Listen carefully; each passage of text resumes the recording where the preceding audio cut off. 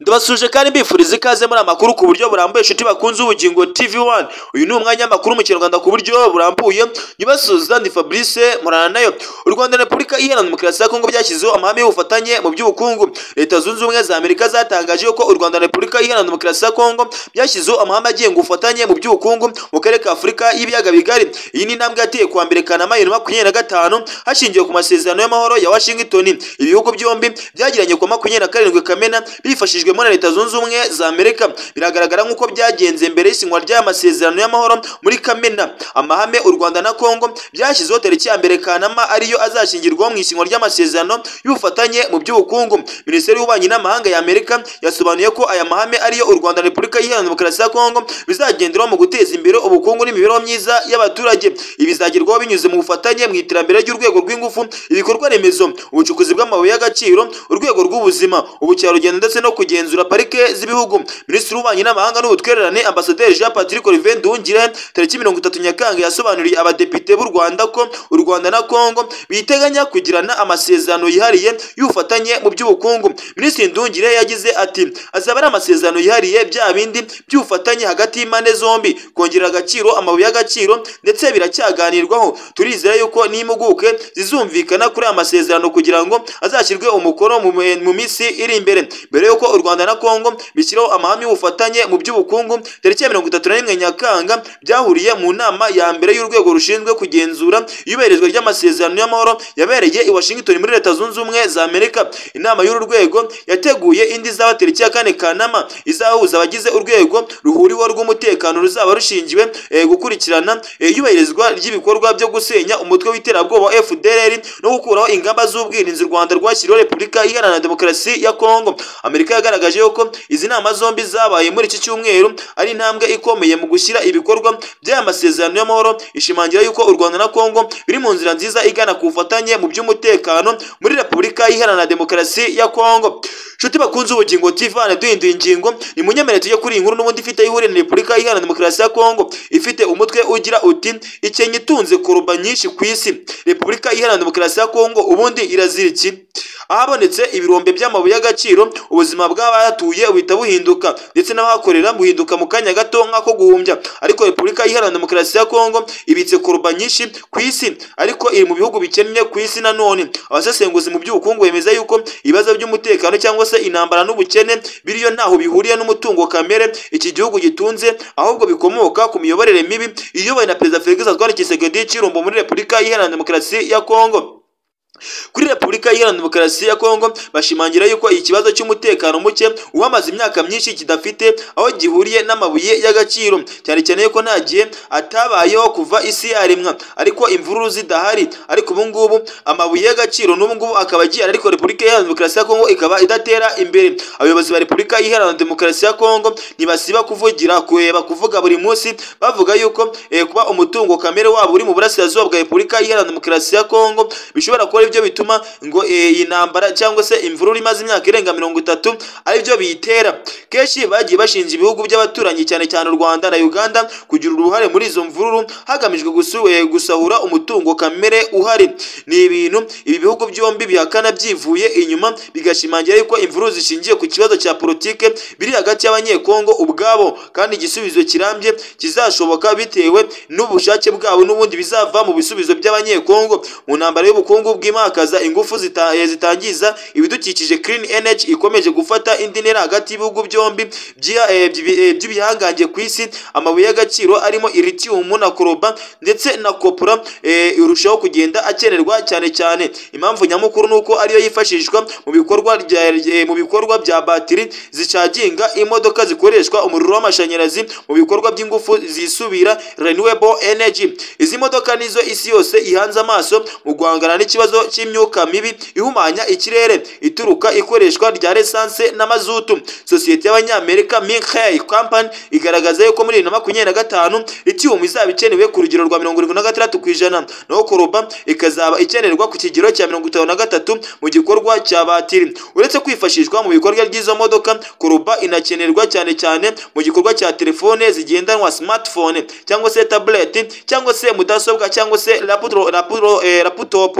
Imibare imibare igaragaza yuko hejuru ya 70% ya koroba iboneka ku isi hose ituruka muri Repubulika Iharanira Demokarasi ya Kongo iracukurwa gusa ikoherezwa mu Bushinwa igatunganyirizwa kugira ngo igere ku isoko inoze.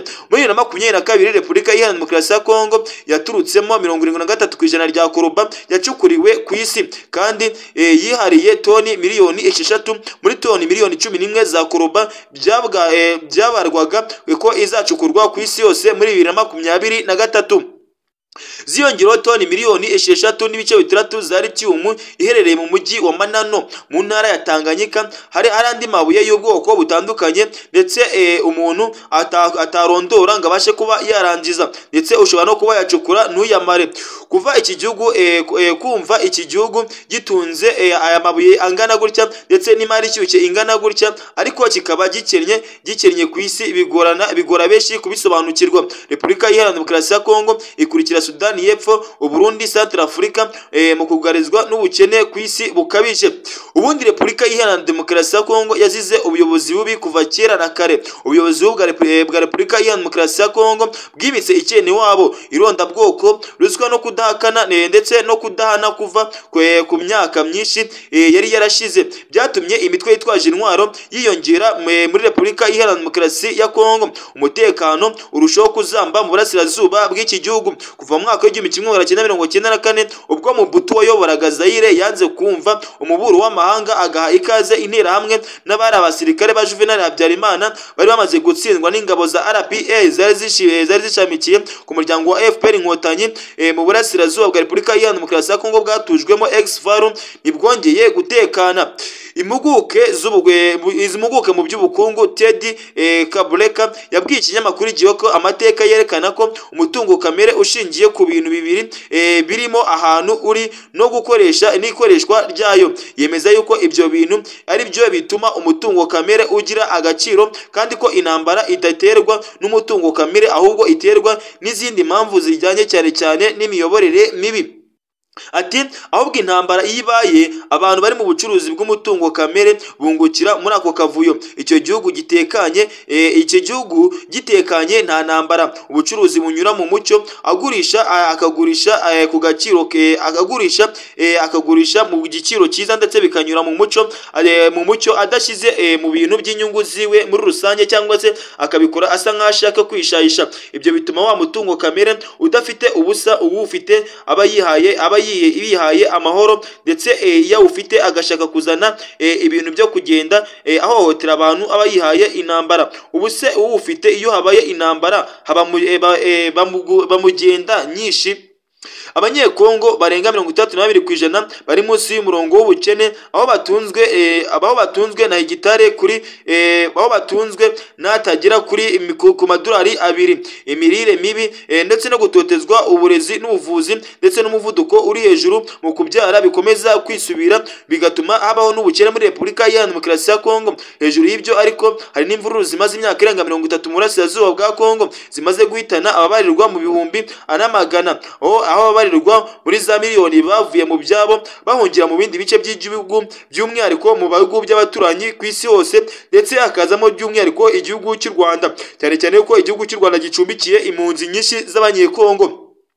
Imitwe yitwaje intwaro ihabarizwa yavuye kuri 5 mbere y'ibihumbi 2000 ubu ngubu ikayibarirwa muri 260. Iyi myinshi muri iyo mitwe yashinze ibirindiro mu bice biherereyemo ibirombe by'amabuye y'agaciro, abayobozi bayo bagacukura ibyo birombe cyangwa se bakishyurwa nibacukure. Raporo y'impuguke za Loni muri Repubulika Iharanira Demokarasi ya Kongo yasohowe mu Ukuboza 2023 yagaragaje ko kuva muri Gicurasi 2023 imitwe yibumbiye mu kiswe Wazalendo yagiye igenzura ibirombe bitandukanye aho zatanze urugero rwa Generali Mutayomba uyobora Nyatura wagenzuraga ibirombe byitwaga Kombe hagira ibyo agenewe akagira ibyo hagenerwa mu bacururirwa.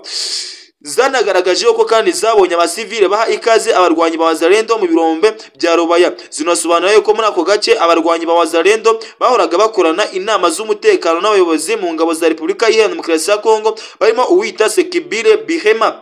imitwe yitwaje intwaro yibumbiye mu cyiswe Wazalendo yakusanyijwe na leta ya Repubulika Iharanira Demokarasi ya Kongo ibuzwa n'urubyiruko rwari rumaze guhabwa imyitozo ya gisirikare ku busabe bwa Perezida Felix Antoine Tshisekedi Chilombo mu gushaka amaboko amufasha guhamagara uyu mutwe wa M23 by'umwihariko guhangana nawo. Uyu mutwe wa Wazalendo ugereranywa n'imbonerakure zo mu gihugu cy'u Burundi, nabo bari mwe mu bantu bakunze kwica abantu mu gihugu cy'u Burundi. Rero ni Wazalendo imwe mu bantu bakunze guhotera abaturage mu gihugu cya Repubulika Iharanira Demokarasi ya Kongo, bakanabakura mu byabo ndetse bakanabasahura. Uburyo iyi mitwe ibaho mu minsi umunsi ku munsi, ibikoresho ikenera n'intwaro irwanisha bifite ababitanga kandi bigaragara nkaho ari amaboko akomeye. Raporo ya Human Rights Watch yo mu Kwakira 2022 yagaragaje ko abofisiye muri FARDC ari bo baha imitwe ya FDLR intwaro, amasasu n'imyambaro bakoresha.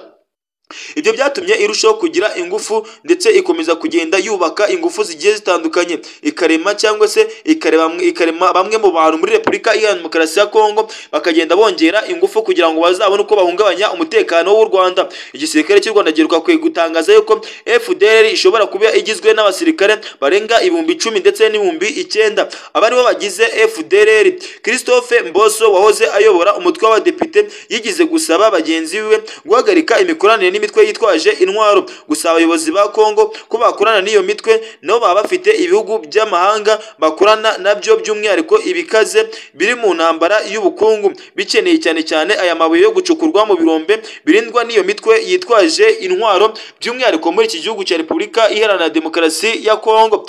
Nshuti bakunze Ubugingo TV, nasoreje amakuru n'abateguriye. General Fabrice Murano.